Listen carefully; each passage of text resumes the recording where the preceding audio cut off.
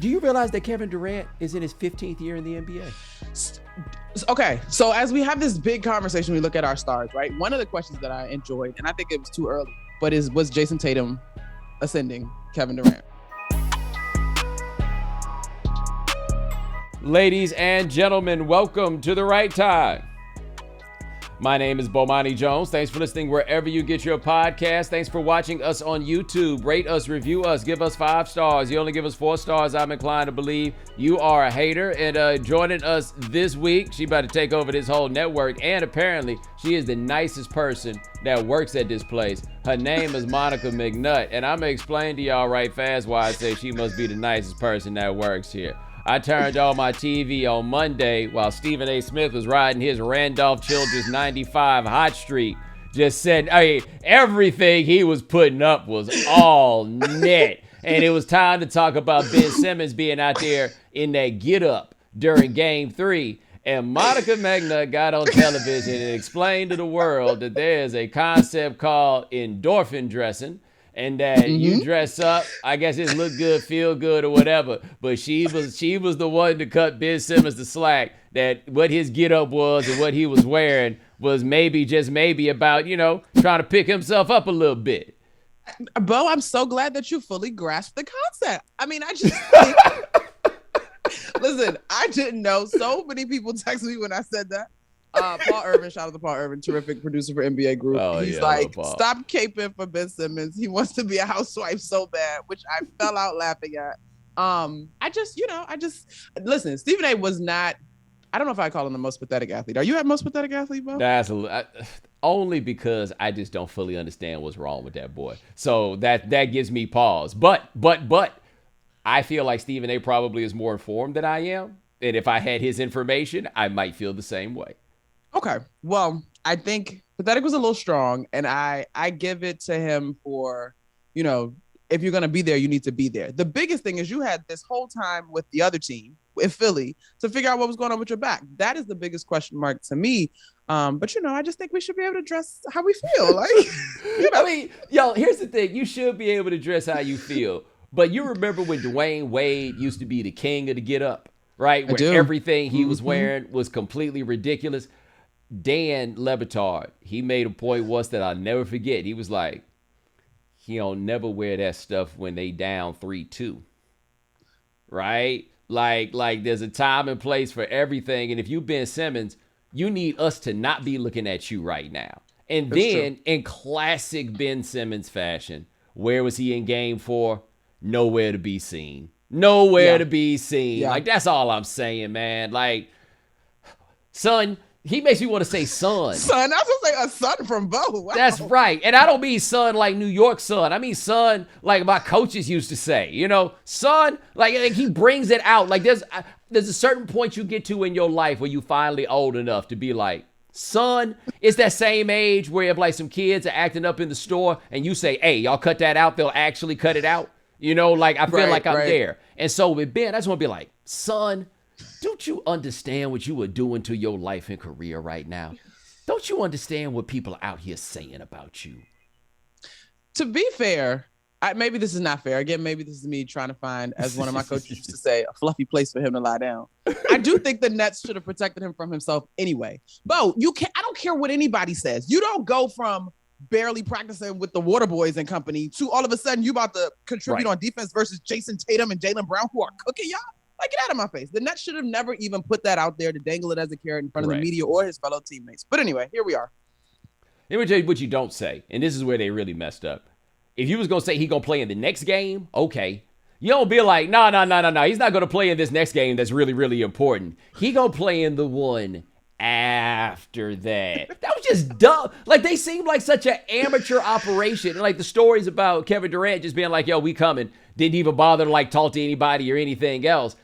They just feel like amateurs. Like, not like bad people. You know what I'm saying? Not like they mean any harm. But just like they're running an amateur operation in New York City. When's that ever work out well?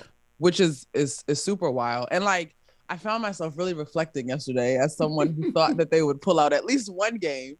I had to take my, walk of shame through the Twitter streets from Celtics fans, which was cool. It's fine. But somebody actually tweeted me, and I do remember saying this, like, you can't cheat this process, right? And I remember feeling that way when they allowed Kyrie to be a part-time guy. And now, so then I found myself really thinking, like, okay, when did we become hypnotized? Like, when did we think that they actually were going to put this thing together enough? Because what super small sample size after the KD injury and when Kyrie became full-time-ish. And I really was like, dang, like, that was bad. I just drank whatever the Kool-Aid was. You know what it was, though? And this is my thought. I'm curious what you think about this. Maybe, just maybe, the regular season does matter. Yeah. Right? Yeah. And I think that the argument I've made for the longest is that the worst thing to happen to regular seasons, it happened in baseball and it happened in basketball. It happened in baseball when the Mariners, and I think it was 2001, won 116 games and then didn't make it to the World Series. And it happened in basketball when the Warriors won 73 and didn't win the championship. Like, suddenly it didn't matter. They went and got Kevin Durant. In theory, they got better, but they didn't get better to 73 games, right? It's not like they went 75-7. And so I feel like after that, people started acting like these guys, you know, you see a little more coasting every now, you know, toward the regular season and stuff. And I think that people convince themselves that as long as you get to the end and you got the dudes, that you'll be okay, except teams got to figure each other out, man. Like 100%. Because let me tell you who will figure you out. Them. Whoever that is on the other side, they will figure you out. If you don't know you, don't worry. They'll tell you who you are. Yeah. And so it's funny because we're talking with JJ Redick about it. Like, literally, outside of the Bucks, I do think that there was a world in which, at a minimum, the Nets don't get swept, and they actually might win that first round series. But outside of the Bucks and Boston, like, Boston was literally the antithesis of everything that the Nets went through. You talk about a team that stunk prior to the turn of the calendar year, right? Like, going through it, working through it, coaching through it, and then you add the athletic gifts and talents that allow them to match up with the Nets perfectly. Like, it was their worst draw possible. I'm still shook that Kevin Durant actually got swept. Like, that's wild to me. Yo, and they the only people that got swept. The only team! Like, the Nuggets got one on the Warriors, bro. Like, what's that? Yeah, and you know what happened when the Nuggets got one on the Warriors? Jokic was like, we getting one. All right? Like, where are you on him, by the way? What do you mean, where am I? Should he be MVP? Or what do you mean? Even so much should he be in. I don't even know I just feel like people be hating on my man, and I can never tell where somebody's going to land on the greatness of Jokic, because I'm all in. I'm in. I am in. Now, I ultimately, down the stretch of this season, would have voted Giannis my MVP. And I think we're doing that thing we've done to LeBron where you take their greatness for granted, right? But I do think the way Jokic impacts that game, in particular in that system, we were having this conversation about Draymond and systems and fits. I don't know that you could pick Jokic up and just he would be great anywhere. I do think that some of that translates, but I think this year in particular, having to pick up the slack, missing Jamal Murray and Michael Porter Jr., like, made him that much more locked in coming off of an MVP year. Yeah, I feel like the system is him. It's give the ball to him, and he will find you. He will find you in bananas ways, and if we need him to get 38, he'll come out here and he'll get 38, and he ornery. I am enjoying the return of the big man, especially when the big man is ornery. You know, that's part of my problem with, you know, Karl Towns. There's like there's just not an ornery bone in his body. Like, I'm not even being mean to him right now. I'm just saying, I don't understand how you that big and you don't have one single solitary ornery bone in your body. I think it's there. It just needs to be poked appropriately and prodded. It's been 7 years. Jimmy couldn't poke it out of him. Anthony Edwards apparently can't poke it out of him. Patrick Beverly can't poke it out of him. They got to outsource all the ornery because they don't get none from their big man. Patrick Beverly has plenty to give, though, wouldn't you say? Yes, he does. Yes, he does. Plenty. I'm in on Jokic, though, to your question.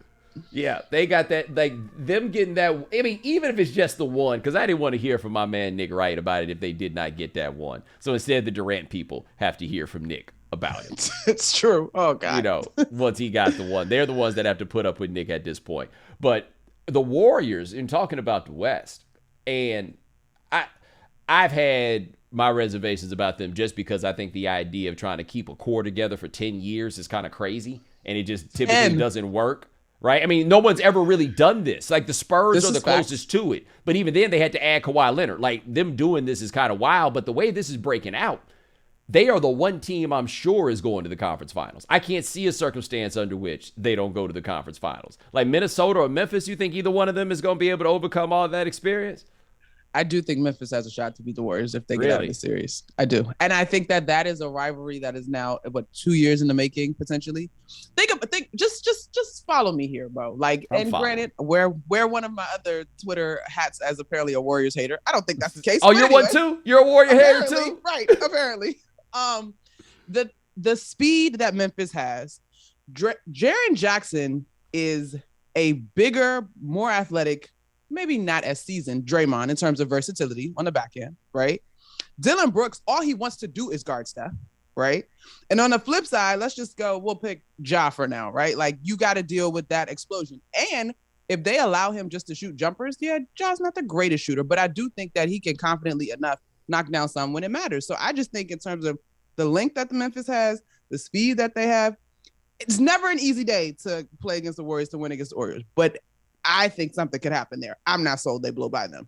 Okay. I hadn't thought about it quite like that. I guess I'm just watching them look so young against Minnesota. And I honestly do believe that if Memphis gets out of this, they won't look so young next time, right? Like this is a learning experience for them, just that it is for Minnesota. But I've been encouraged by the fact that they've been getting down, but never are they so shook that they ain't coming back, right? Like John Morant still going to the basket. I mean, all those things are there. Jaren Jackson, he's gonna stay out of foul trouble. I appreciate his versatility, right? But without the versatility, I'm like, so what if Karl Towns just wasn't as good? That's what I wind up seeing with Jaren Jackson. A big old dude who don't want to play like a big old dude, want to stand out there and shoot threes all the time and be fouling too much. But at least when Jaren Jackson fouls too much, he gets his money's worth. Like, he a hack master. Dylan Brooks is a hack master. Karl Anthony Towns is a foul master. He simply violates the rules. And since Jaren is sort of my distant cousin because both of his parents are Hoyas, I'm gonna stand up for him as a competitor. I would put him in the same boat as Cat, but he is a really great kid. No, but like I see it there with him. I guess he's one where it looks so promising to me early that I feel like we're gonna look up and be like, yo, this dude's been in the league 6 years and we still talking about how promising he is.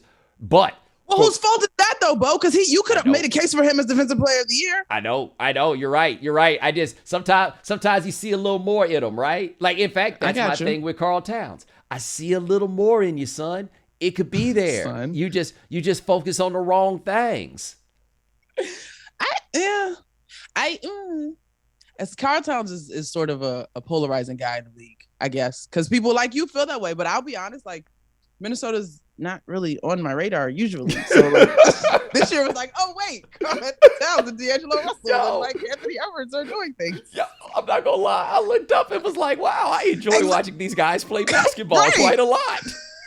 Right. Like, oh hey, Chris Finch. All I remember was there was a big scuttlebutt about how you got your job. But anyway, here we are. So I think this is something that people don't quite get about. Like, my job is a little different than yours because you do a bit more straight basketball. But, when the expectation is that you're on and checking out a lot of this stuff, hey, man, the playoffs come around and very often you're like, oh, look at that. I wasn't aware that thing right there was going on. Minnesota got like 4 dudes that I'm like, either I didn't know they were in the league, I didn't know they played for Minnesota, or I didn't know they existed. And then it's like Karl Towns, D'Angelo Russell, Anthony Edwards, Patrick Beverly. I feel like they got another dude I've heard of. No, because Tyus Jones played for Memphis now. Like, every game I have to ask myself, so who Tyus Jones play for? I mean, like, because he's from Minnesota. Like, it all comes together. I got reasons, But I looked at Minnesota and was like, oh, okay. Y'all got a little something going here. Yeah. I mean, and they really do. This series has been, what's the word? I'm not completely surprised, but I think to your point, how Memphis has looked a little bit younger. Like, I thought it would be competitive, but I thought Memphis would answer. But to be fair, like, they always make their run late in games, usually. Anyway. Yeah. Staying over here in the West, Phoenix. Now, with Devin Booker, I thought they were going to literally walk through the West. People got mad at me about that, which I thought was strange. They were the best team in the West all year long. They went to the finals last year. Like, it seemed to all be kind of set up for them to roll. And then, of course, Devin Booker gets hurt, and the Pelicans got a squad full of go-hards, dog. They all go hard. because the best player is from Kinston, North Carolina. And I know that you are not from North Carolina, but I figure you being from Maryland, you may have heard about Kinston. Kinston ain't no joke, boy. Mm-hmm. And neither is he. Yeah, I'm trying to think. Like, I don't want to take away from the Pelicans, but I can't help but think about if Book was on the floor. Is that fair? I think that's fair, but I also think that a 1 seed playing a 10 seed should be able to go down a player. Not Devin, though, when you like look at this team. Yeah, but I still think you should be able to go down. Like, wasn't there a year, I think it may have been a 73-9 year, the Warriors did a series without Steph. You know what I mean? Like, I just feel like like Phoenix should still be better at this. And what I love about the Pelicans is they got, what's my man's name? Alvarado. He out here doing Chris Paul like Chris Paul do people. He had Chris Paul out there heated. Because you know once it start going a little bad for Chris Paul, he a little touchy. And then you got a dude whose entire NBA existence is going to be about making dudes want to fight him. So there's 2 things about the Pelicans Sun series that I think are woefully underrated. Everybody keeps talking about the Monty Williams, Willie Green thing. But also like Willie Green and Chris Paul are also like best buds too. So you talk about a guy that has played against, really knows how to bother Chris Paul. And Chris Paul's on record, like he hates being guarded full court, right? But then if you get into that roster minus Devin and you went height for height, position for position, like CJ McCollum changes the whole dynamic there. Like Jackson Hayes, foul trouble, whatever, but length, you know what I'm saying? Trey Murphy III, length, Larry Lance Jr., like because Chris Paul becomes the lone shot creator for all the rest of those guys, like the matchup, and we haven't got to your boy Brandon and how great he's been in this series. Yeah. Like the matchup is actually a lot more even than you would think of, like to your point, a 1-8 would be. So I still believe they get out of it, but I think CJ's been there too, you know what I'm saying? And he's a younger, similar to Chris Paul, you know what I'm saying? Yeah, and you ain't talking about my man Herb. Herb out there balling. Herb out there. So we would talk about this. You know how he's called people Herbs, right? To say that they was kind, you know. But all my friends named Herb ain't like that. They just kind of like slow talking players. And then I saw an interview with Herb and was like, yep, Herb's a Herb. He's not a Herb, but he is a Herb. Like he fits the Herb archetype perfectly. He sound like he's 35 years old already. Isn't he from the South? I know he went to Alabama, but he's from the South. Yeah. It's kind of hard not to be when your name Herbert. I feel like a 2022 model Herbert. You were born Herbert, what, in 2000? You were named Herbert? Like your parents were. You're a 21st century Herb. Right. Didn't know they still had those. Here we are. You got a brother named Leon? You think that may be it? That's funny. I don't know, bro. I missed it. Whatever the joke was, I just missed it. He got a brother named Leon. Like, he got a bunch of old man names. Oh, Leon's an old man name? I didn't think wow. Leon an old man name? Yo, you more gully than I realized. If Leon sound like the president to you, I don't know who you been out here hanging out with. I know 2 Leons. How old are Leon? Late 30s? Is that old? It's a little old to be Leon.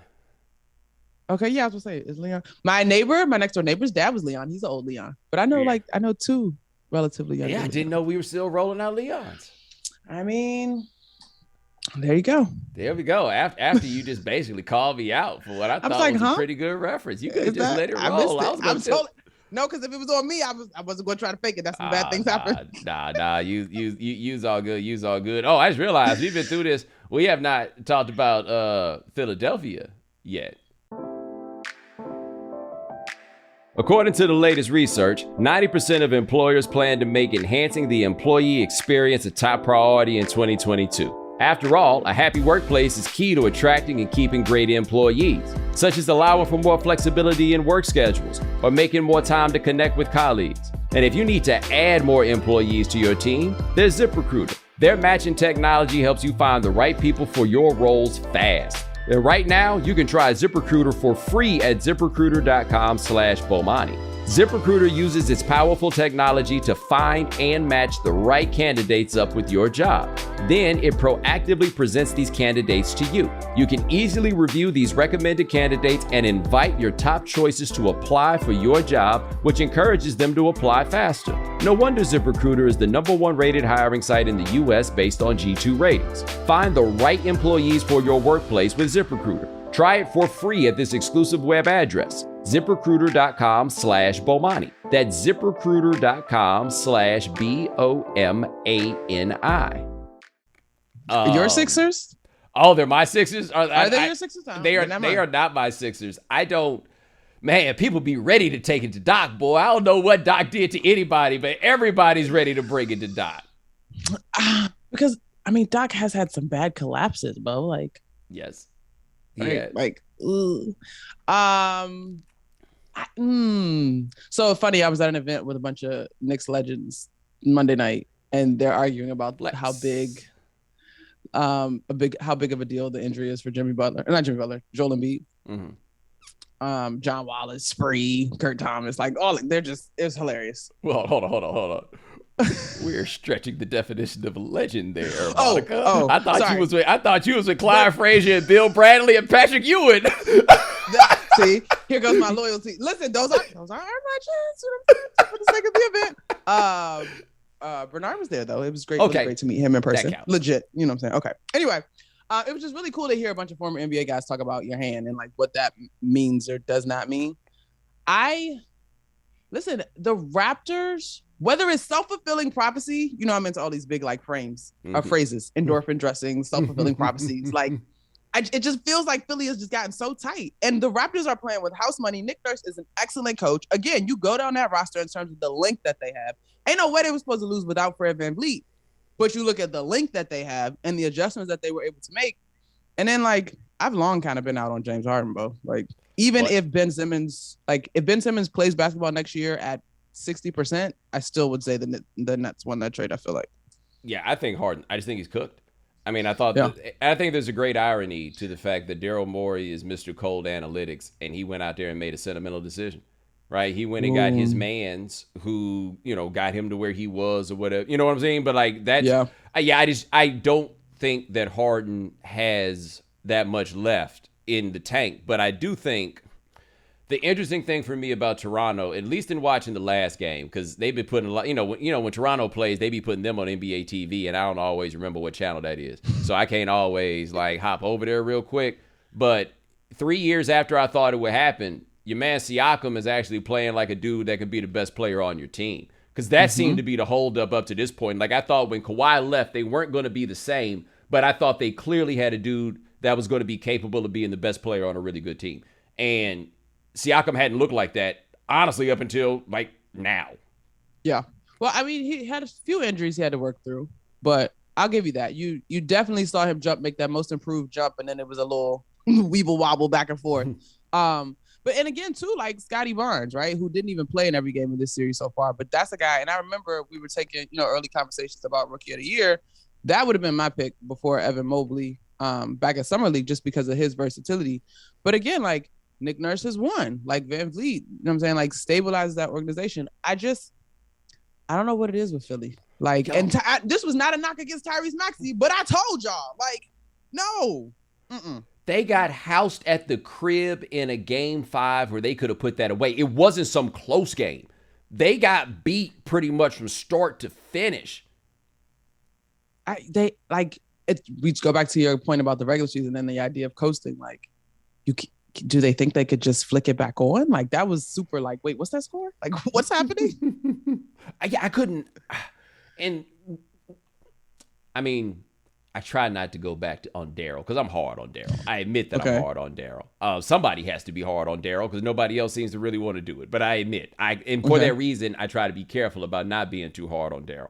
But in the end, you could not start this season with Ben Simmons on the roster. Like, I felt like when they left the building at the end of Game 7 last year, everybody knew this dude can't ever come back, right? By September 1, we're going to have you somewhere else. You go let them know that. You let everybody else know that. And I think that they felt like they were ultimately going to lose leverage by doing that. But no, whoever was going to want him was going to want him, right? You try to build up a market that way, but he can't come back here. That would have been my read. And instead, they let that drag out. And so they're down playing as a 4 seed because they had a dead roster spot in Ben Simmons instead of moving him and turning him into something, if at all possible. So then that happens. And then you ultimately trade him for a dude that looks like he's cooked. All because you just didn't want to do what you had to do early. Like, I'm not going to sell low on this. Now, sometimes you just got to. You think the people who do sell low do it because they feel like it? Right. I mean, and at that point, what was the biggest rumor? Dame, okay, you don't get Dame, you take CJ. The way CJ has elevated New Orleans, like, that looks like a loss. Like, you would have taken CJ over the Harden that you've gotten. Yeah. You take what you can get. Like, I think that sometimes you just have to look around and be like, so I'll give you an example, right? This isn't so much talking out of turn, but I tell people about this. So one of my contracts with this here company was up right as the world was shutting down. And we trying to figure out what the deal was. Man, I forget I think it was Google or somebody, like one of them offices had put out word that they were shutting down. I called my agent and I said, hey, whatever the last thing was they said, tell them I accept no matter what it was. There was no time for dilly-dally. A solution needed to be derived, and it needed to be derived right then. One less thing to worry about. Okay, cool. You notice I didn't say, when I said tell that story, I didn't tell you the number. Because I don't even think I knew what the number was. It didn't matter. Take whatever we can get right now. And with Simmons, you just had to take what you could get. Yeah, so big picture, and I know you do a great job with this. I'm just so curious to see how Simmons, Kyrie, all those guys, I mean, whatever parts stood out from Stephen A's rant, for me, the way they're going to impact negotiations and contracts going forward is like a real thing that I'm very, very curious about. Yo, the Nets can't be dumb enough to bring him back, can they?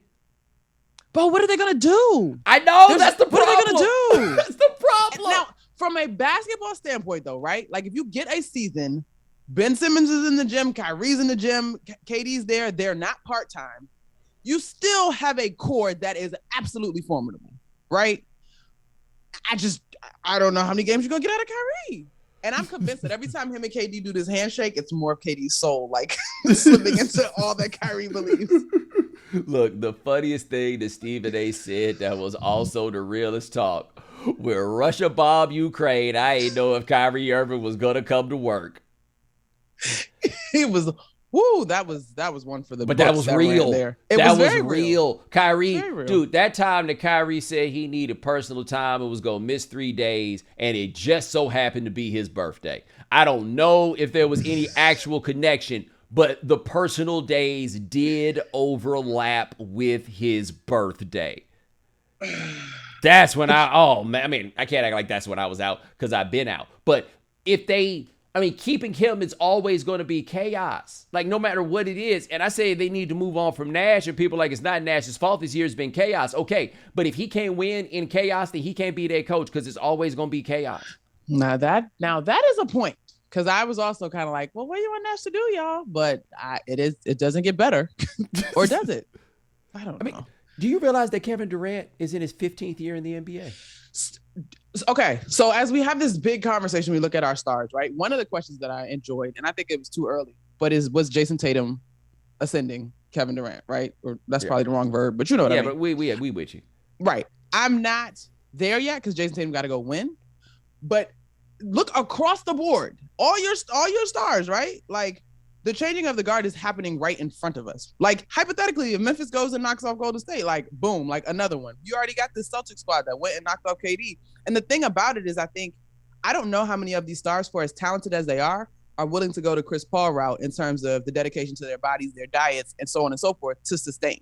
Like, KD arguably is thinner now than he was in OKC. I don't know how he feels about that, but he couldn't deal with all that bumping, that's for sure.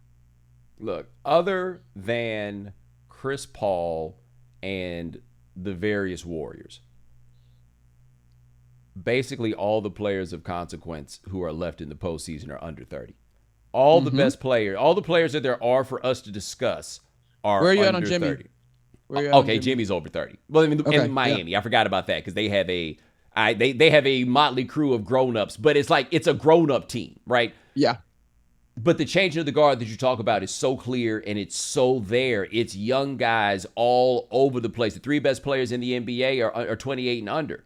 Like this is where we are with this. And that's what has been cool about not having LeBron out here getting in the way, though God knows he's trying. He just can't. Just can't let us forget about him. He just can't lay low. But you're right. This is the next generation of NBA basketball, and it's so many good players. Because like as much as we're talking about the ascendance of Jason Tatum is not one of the 5 best players still in the postseason. Now, granted, like Jokic is going to be out of here soon, so he's not going to be there for long. I was about to say, hold on, give me your 5. Okay, I got you. Okay, I'd say this. As of this moment, I would still rather have Jimmy Butler than Jason Tatum. At this moment. At this moment. Not forever, but at this moment. I would rather have Jokic. I would rather have Giannis. I would rather have Embiid. It's debatable on Luka, except Jason Tatum was so good on defense this year. It's actually interesting when you check the advanced numbers on Tatum. Offense, not nearly as impressive as you would think the advance would be. Really? Defense, maybe the best defensive player in the NBA by numbers. It's like, not that defines everything, but that's a like interesting place to look. But let me think, who else is out here that we could talk about? Like, there's just on Donovan. Not my type. Okay. All right, fair. Ja. It's hard for me to take the 6'2" guy over the 6'10" guy. Fair. You know what I mean? Mm-hmm. But like for example, Jason Tatum is definitely better than Trae Young because Trae Young just too little. Trae Young is, when he's going, he's pretty spectacular. But I agree with you. Mm-hmm. He is. He just Trae. I mean, you know. The other thing about Trae DeBarge, for me at least, is if you go be that little guy, man, you gotta, unless you're Isaiah Thomas, you gotta have a lot more giving the ball to other people than he has. You're just not gonna be that size and use as many possessions as he uses. And me feel good about this. Oh, hold on, I almost forgot about something. They say if you want to get to know a person, travel with them. And the same is true for cars. That's why CarMax has reimagined the test drive with their new Love Your Car guarantee. Starting with a 24-hour test drive before you buy. And after you buy, CarMax has you covered with a 30-day money-back guarantee up to 1,500 miles. So hit the road and really get to know your car with the new Love Your Car guarantee. Learn more at CarMax.com. CarMax. Car buying reimagined. You see Zach LaVine is in the protocols? And apparently Jimmy's going to miss the next game because of knee inflammation too. Jimmy Butler. Oh, really? Yeah. I did see Zach is in the protocols, and wow, the Bulls were so promising early, and then it all fell apart all at one time. Like, we go see what they made of, because Zach LaVine goes into protocols after they take them L's, and this is looking like a 1-2-3 Cancun classic, if there has ever been one. Golly, like, I'm sad for the Bulls. Obviously, such a rich town, history with that organization, but like, even when Caruso and Ball went down, like, that drastically changed the course of their season. And DeRozan was legit on pace to have like an MVP caliber year, and then they just couldn't keep stringing it together. It's very sad. Yeah, like, I'm glad though that they have. It's good to see teams like that just actually not just be fun to watch, but like, look, ain't but so many teams ever gonna win a championship. Ain't but so many teams ever gonna have a realistic chance at a championship. What you hope for if you root for a team is at least they fun to watch. Like, they provide you something enjoyable that you can get attached to for whatever reason. And with the Bulls, they had just been messing it up for so long that other than those Thibodeau years, which were a very Chicago, sort of team, it just didn't feel to me that they ever gave them anything to wrap their arms around and enjoy. And this team, they got that. Like, poor DeMar DeRozan. I feel bad for DeRozan because he came up in an era where we spend more time thinking about what he's not than what he is. And what he's not is a guy who can shoot three-pointers, right? If he could just shoot from like a foot and a half farther out, he would be legitimately one of the greatest basketball players of all time. He's so excellent, but he can't make threes. And so all we talked about was how, like, they go retire his jersey in Toronto and he would have holed up from them winning a championship. Both of those things are true at one time. Oh, man. What a guy. He's such a great dude, though, too. Like, that's super unfortunate. And it's wild that we're so obsessed with threes because in that mid-range slot, like, he was putting up historic numbers, at least the first part of the season. I know they tailed a little bit. But that's the fun stuff to watch, right? Like, and for people who don't know, you played at Georgetown, like, you are a basketball player. Like, when I think about, like, the kind of art, like the artistry of watching people play basketball, like one-on-one, like Kobe Bryant type stuff, for example.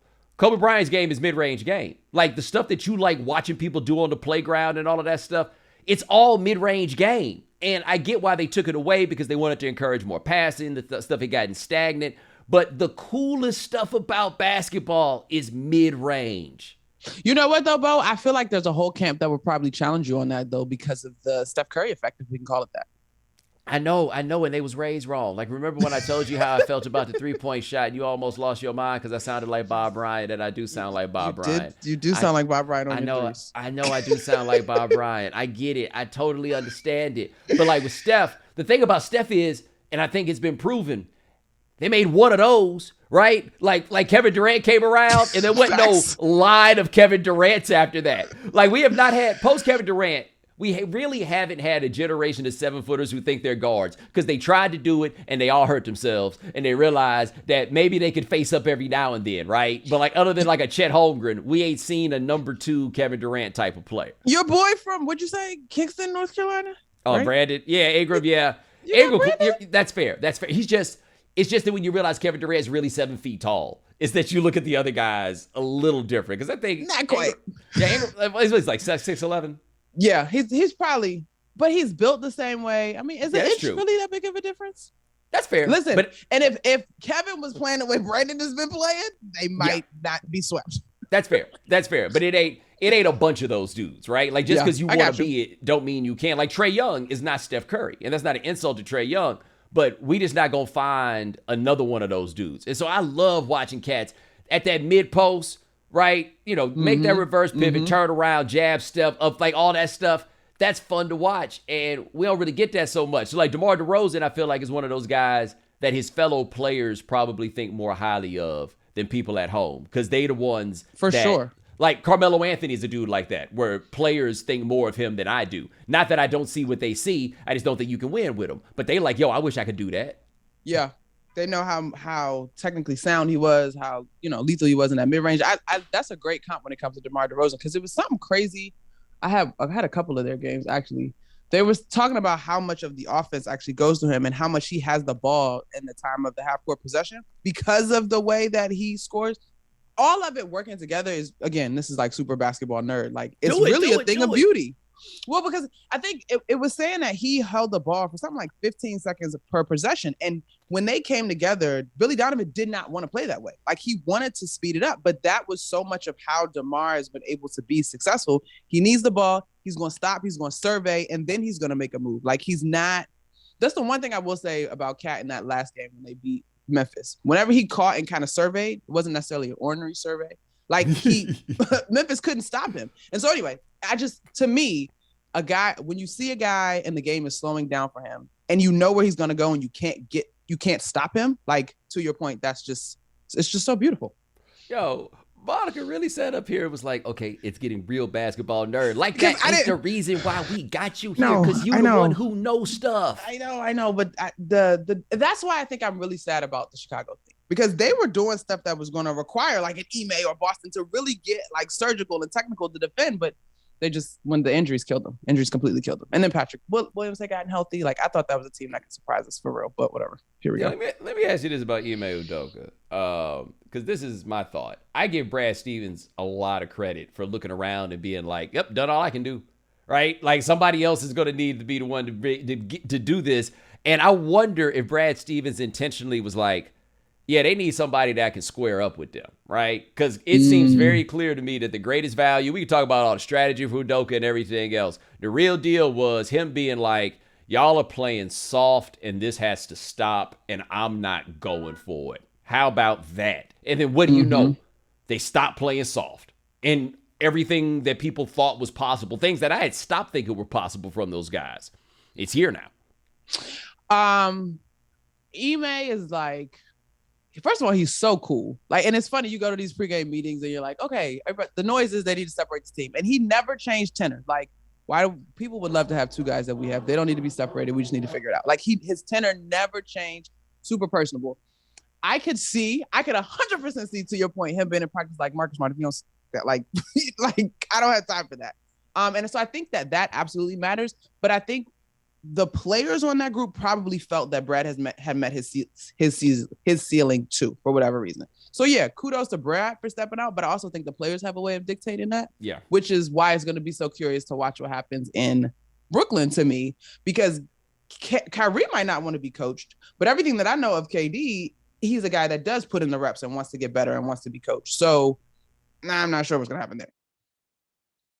Kyrie, never forget what he said when he was going to Boston and getting out of Cleveland. He wanted to work with a real basketball mind, I think was the way that he put it. But it was because he wanted to be coach. That was one of the things, is that he wanted to take his craft to the next level and be with a coach. And he was so happy with being with the coach when he had him. And then he didn't want it no more. We don't know what it is that Kyrie wants. And that's why I think they need to stop. Like, so my homeboy, I've told this story before. I'm sure people have heard it. But my homeboy got an uncle who told him, hey, man, don't you ever do nothing just because women like it. And he was like, you know why? Because you know what women like? Anything. Like, they like there's no telling what a woman is going to like. Doing something specifically because they do, it ain't no telling. That's how I feel about Kyrie. You can't be out here doing stuff because Kyrie say he like it. That don't mean he going to like it tomorrow. Kyrie is, I'm so sick of talking about Kyrie, though, Bo. Like, back to Ime, who I think is a great coach and should have been coach of the year. Like, I just want to know what's going to happen with his contract. Like, can you imagine if Sean Marks and Josiah and them are legit like, yeah, so here's a 1-year deal? That would be unprecedented. The sports world would erupt. I don't know. Like, do you think Kyrie signs that? I don't, at least not right away for obvious reasons. But like, so I was thinking about this, and I'm going to bring it back to Kyrie. I would be very curious to see what would happen if Danny Ainge said Rudy Gobert is available for trade, right? And the reason is, I mean, Rudy Gobert, he's so good, right? Like, it doesn't matter what you think about watching him, how graceful it is. Like, the impact he has on defensive basketball is unquestionable, right? Mm-hmm. Rudy Gobert is that guy. Mm-hmm. But if you're going to have him, then everything is kind of around him. And do you really want that? And this is a guy that I am sure can make your basketball team better. Kyrie Irving, do I want that? I'm not even sure how much better he's going to make us, because the only person he really makes better is Kyrie. Like, if he's available, how many teams are legitimately lining up to sign Kyrie? Is he even going to put people in the seats? Yeah. Golly. I have no idea. Yeah. And so we going to find out if anybody there got no heart, because really, I don't see why you don't say, hey, 1-year deal, man. And again, I don't see why Kevin Durant, I'm just amazed that he hasn't had enough. Because James Harden had enough. He got tired of getting cooked, is the word on the street. I don't know, Bo. Like, but I'm sure, to your point, somebody will be like, this situation is going to be different. I wouldn't touch it with a 10-foot pole, personally. It's just not worth it. It's just not worth it. I think people forget he was unhappy before LeBron got there in Cleveland. You're right. And then was unhappy because LeBron got there, because he thought that he was going to be in charge of that which had previously made him unhappy. Then he was unhappy with championship caliber team. Then he was unhappy playing in Boston. All right. Now, I can't say that he's unhappy now. We have not had any reports of Kyrie unhappiness. It just don't sound like it's happy for anybody else. Sometimes it's you, bro. Like, sometimes it's you. At some point, you got to look in the mirror. I don't know. And the one thing that I think is very clear, and that's why part of me wonders if he would just ride off into the sunset and go pursue his performing arts and whatever other passions he has. Right? Like, it just feels like we're going to get closer and closer to that, because I don't know. Then it becomes, you're not the boss of me, and the whole thing. Like, dude, just go. Like, go do something else. I don't know. It's very frustrating. I've asked too much of you. That, by the way, is our good friend Monica McNutt. Check her out everywhere on our basketball coverage. But hey, ladies and gentlemen, thanks so much for joining us here on The Right Time. Thanks for watching us on YouTube. Gabe Bastain and Adi Khan handle things behind the scenes. Thank you, gentlemen. Remember, follow The Right Time. Rate us, review us, give us 5 stars. Oh, also, before I forget, our voicemail topic this week will be your wonderful stories and moments of watching people quit in the middle of their shifts of their jobs. Rate us, review us, give us 5 stars. You only give us 4 stars, I'm inclined to believe you are a hater. And we'll talk to you guys in a couple of days. Take it easy.